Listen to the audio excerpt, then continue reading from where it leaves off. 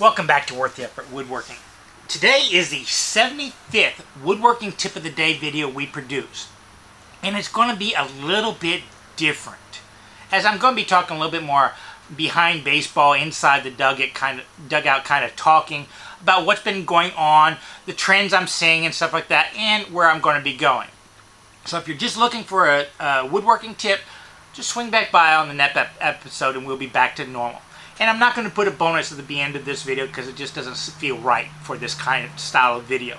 And if you think about it, this is only the second time in the past 75 videos, over 100 in the past 6 months, that I've done kind of a vlog style, this is a point in life situation. It's all been educational content. I kind of think that's cool. It's something I've been working hard at doing. The direction I want to go with my channel. But today's episode is going to be a little bit of a vlog inside baseball.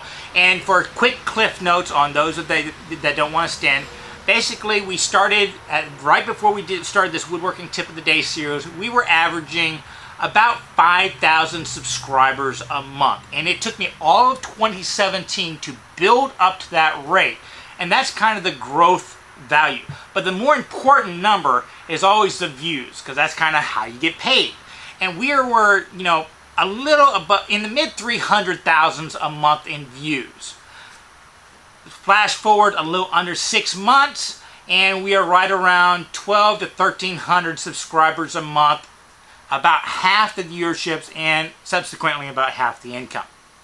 And the rest of this video, we're going to be talking about those numbers and some of the thoughts I've had in my mind on why they are happening, the format, style, what's going on, a lot of marketing and kind of psychology analysis just going in my mind. So hopefully that'll open up a debate within the comments of what's going on, what to change, what to do, or what the overall environment is like. Just an overall conversation as we go forward.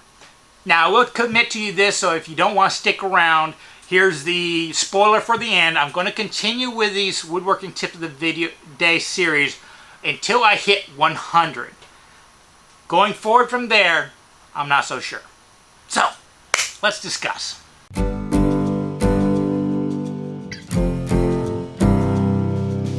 So, quick 1 or 2 minute history, and then we will do the analysis. I started my channel back in 2011 as kind of a side thing while I was teaching, and then I turned it into a marketing thing for a woodworking school I was trying to open and run. And then after that one, it's kind of a way for me to scratch my teaching itch. I spent a lot of 2017 trying to build my channel in the kind of traditional way, except I take a decidedly educational bent to all my content, whether it be showing people how to mass produce stuff for art markets or the classroom series where we're starting way back in the beginning on how, wood and blades interact. I mean, that's what the classroom series is all about. And even my projects, I break them down and they're kind of long because I go through the steps to try to explain stuff in an educational manner. And that's my personality, that's kind of my career. I'm always going off of that educational aspect. And I've always had to subsidize the content creation with work on the side. Now in 2017, I worked over 100 markets. Art markets, farmers markets, that kind of stuff. Selling little wares that I and my dad make. And that's kind of what got me by on a subsistence level income. And it's one of those situations where you spend 70 to 80% of your time for producing 10% of your income. So I would spend 70-80% of my time making content for YouTube, and that really doesn't return the income that justifies that time thing. And then I would have to scramble to produce stuff, and then I would have to spend the time marketing that stuff at the art market. So it's 9 days a week, 27 hours a day kind of stuff. So at the end of 2017, I made the commitment that we had to switch those percentages, and I'm never going to earn 100% of my income from content creation. It's just, I don't see that in the cards, because I'm a niche of a niche of a niche of a niche. I mean, once you start going down, there's just not that much viewership, even though that viewership is more valuable, and that's all marketing. But content creation had to pull its own weight as far as my income, because, I would like to have, nicer shop, nicer house, that kind of stuff. I really do want a lower middle class lifestyle. So at the end of 2017, I was thinking about all what we could do. And, you know, you look at YouTube, you look at the people that are making a difference. And, you know, Casey Neistat is one of the biggest ones out there. He's in a different category, vlog style. But he has a saying that kind of resonates. If content creation is going to be your job, you need to show up for work every single day. And, you know, viewerships, they don't realize a lot of times that we are showing up for work every single day. But if you were like me, you only saw the results when you turn in your report at the end of the week or the end of the month. The video you produced every 3 to 4 weeks, because it took that much time to make a lot of this stuff. So I was wondering what I could do to show up for work every single day. And my personality-wise, I am not a vlogger style. I tried streaming and that kind of stuff a little in 2017, and honestly, it kind of creeps me out a little bit. I'm just not going to be the person that's going to put my public life out on the camera very much. With that in mind, what could I do? And, you know, flipping through magazines and stuff like that, you know, I saw those little tips that a lot of times they would do in a paragraph or two. I just thought, hey, doing a video recreation of that kind of stuff might be a good idea, at least, you know, style-wise. So that's where this Woodworking Tips of the Day series kind of came about. Now, the format of all the videos would be a quick intro describing what was going to be in the video, a, you know, opening credits, and then my content. Just something short, quick, to the point about either a subject, an aspect, or anything like that. But it would eliminate as much fluff as possible. Eliminate the bill, eliminate the design, eliminate the human aspect. Just get to the really educational content as best you can, maybe with a little comedy put in to kind of solidify it in the student's mind.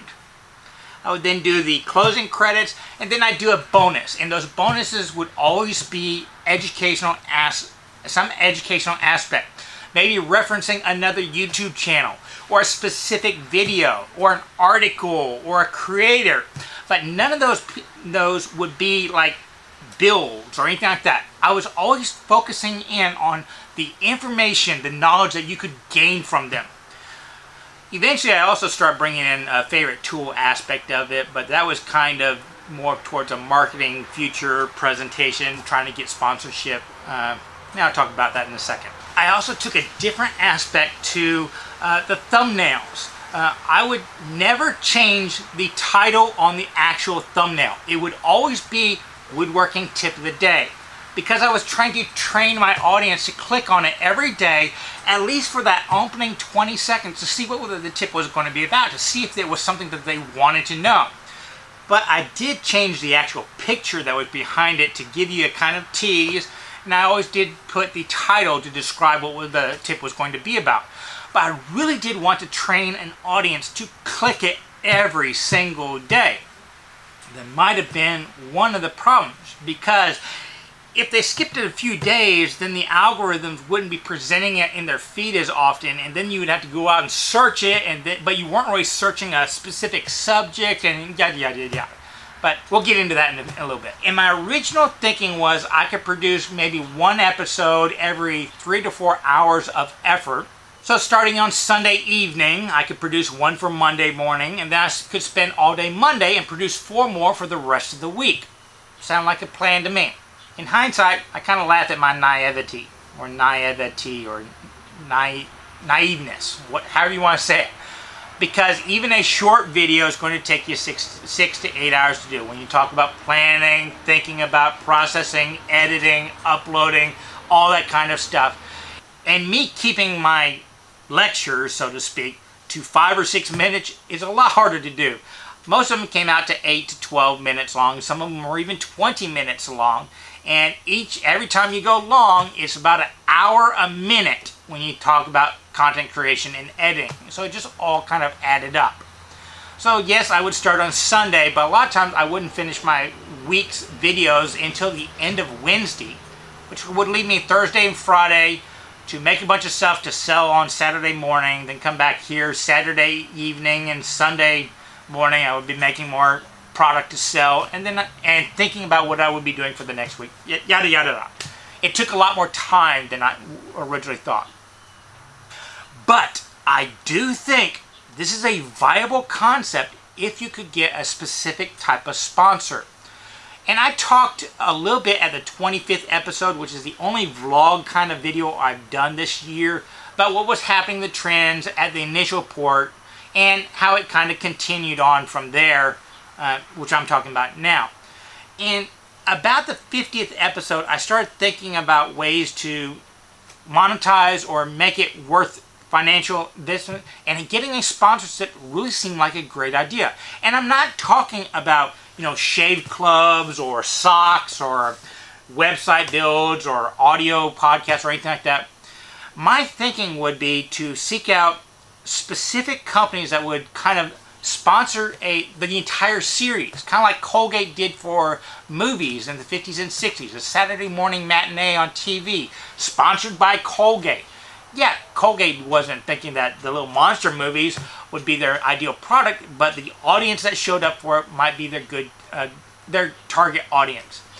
For this series, we wouldn't be featuring an ad or commercial. It would just be a sponsored by yada yada yada. And then maybe once a week in my bonus section of each video, I would feature one of their products. And it would be very open, obvious, but it would also be something that I'd actually used and could endorse, which kind of limited the kind of companies I could approach for sponsorship. And I've always presented myself as an educator, and I've always said that you cannot teach on YouTube. I don't believe it's possible. There's so much more involved in teaching than just presenting the information. YouTube is just a glorified animated textbook, and putting a textbook in front of a student is not teaching. But I wanted to use all the techniques I used in a classroom as best I could and take this to the closest I could to the teaching aspect. And that's what I always believe set my channel apart. But that does something to the marketing, because, in past years, I've also approached sponsorships, and there's a recurring theme. People actually do want to sponsor build videos, that kind of stuff, because there's this ideology that the customer will see themselves as the builder. It's kind of like in an old ads where you see people in dresses in magazines. You're not looking at the magazine, you're actually picturing yourself in that dress in the ad, and that's the communication.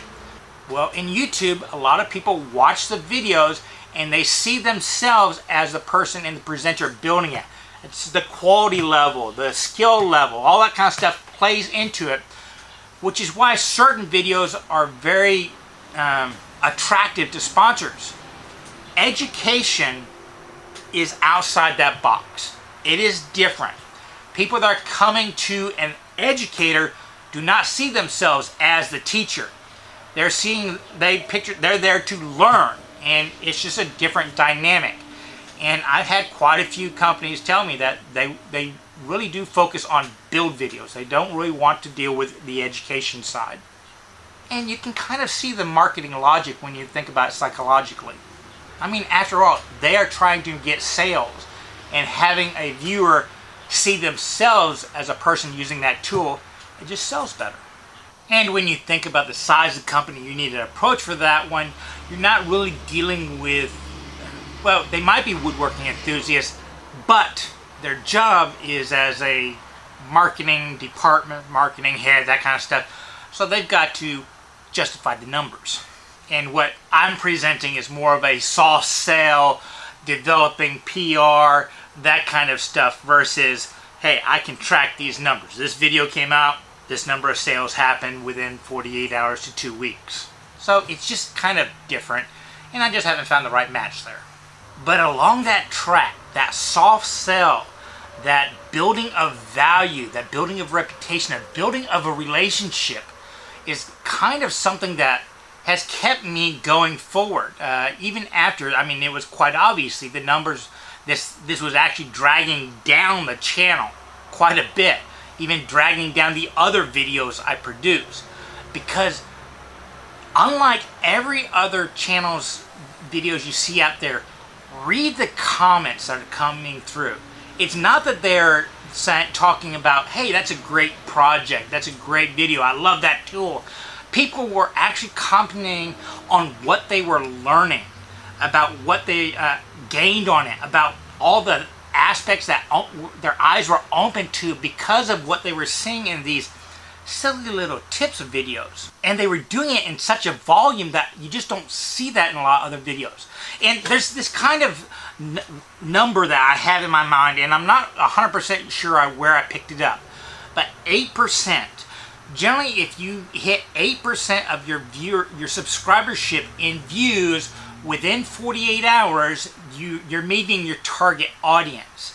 Now, when I started this, I never assumed these little tips videos would be high viewership. I kind of assumed that the accumulation of the entire week of clips would be the equivalent of one build video that was produced in the past.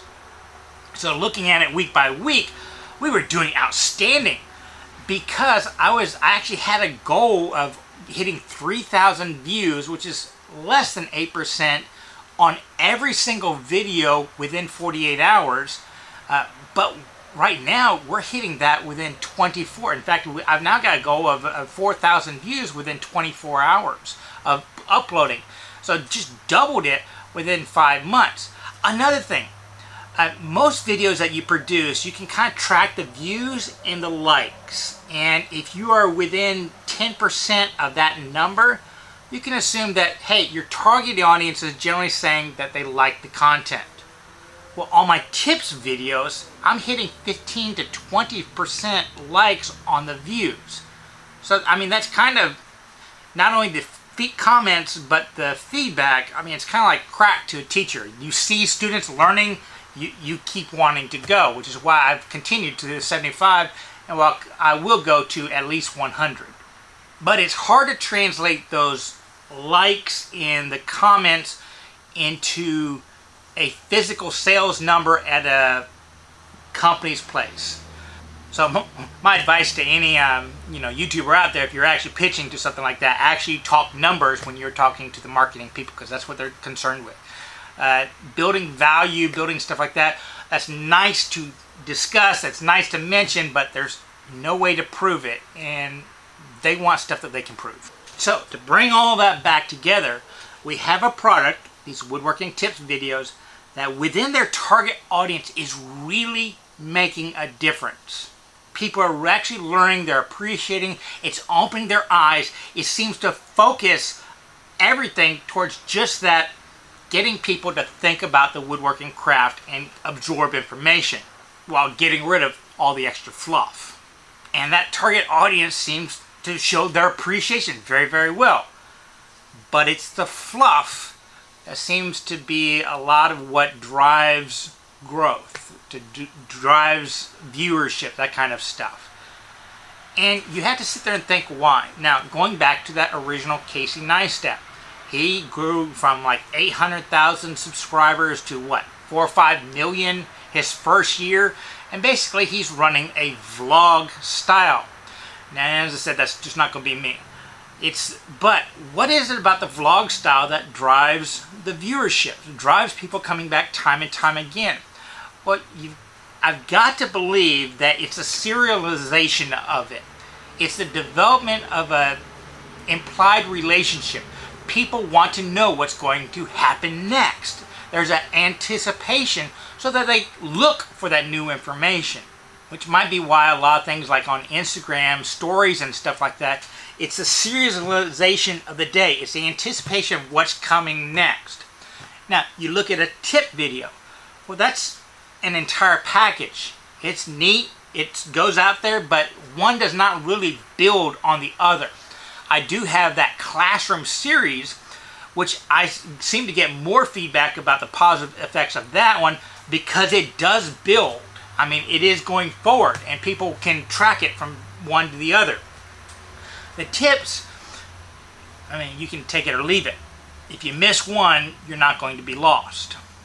So, the thing I haven't figured out, other than that classroom series, that's a lot of work, is how to serialize or to develop an anticipation of what's coming next in a tiny tips video. Because if you could figure that out, I do believe that you could build subscribership instead of constantly lose them. Because of that fact that if you can take it or leave it, well, once somebody leaves it a few times, then the feed doesn't show up in their feed anymore. Then they have to go look for it, and you can see the downward trend on both subscribership and viewership.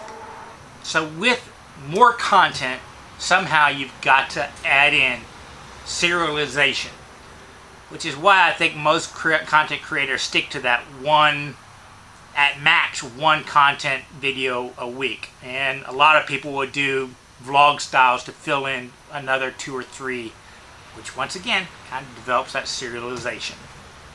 Now, in the back of my mind, I've always, ever since the very beginning, I've had this nagging idea that if you could somehow develop 365 well-produced tips, well, is there any reason why you couldn't syndicate them, put them on reruns? I mean, most people that are going through 365 tips, A, they're probably not going to remember the first tip, or B, they may have joined in halfway through and they'll progress for a few hundred, and then they might be interested in that first one, but they're not going to go back and seek it out. With 365 of them, you could do a tip a day for a full year and then just kind of rerun it every year, bringing in new people. That's something I've got in my back of my head, but the capital, the time requirement to do that, I kind of haven't figured out how to justify that. It's one of those things, you spend all your time and money creating something, but you're not going to get the return on it until 5 or 8 years down the road, which is great and wonderful, but how do you repay next month's rent doing that?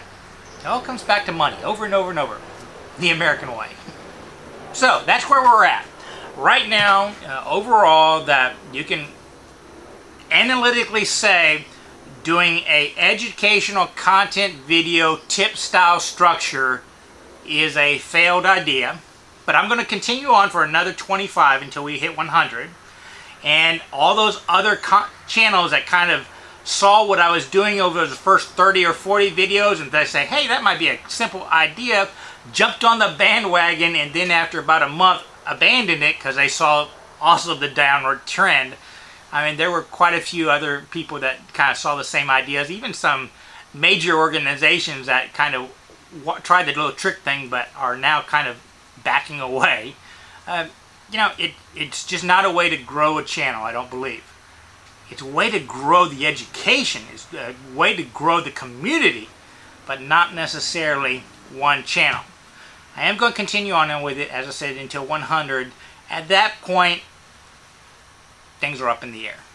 It might be wise for me to just back all the way and focus on just those classroom series and the art market projects, which are the ones that seems to consistently grow views over time and likely grow the ones that are actually bringing in subscribers.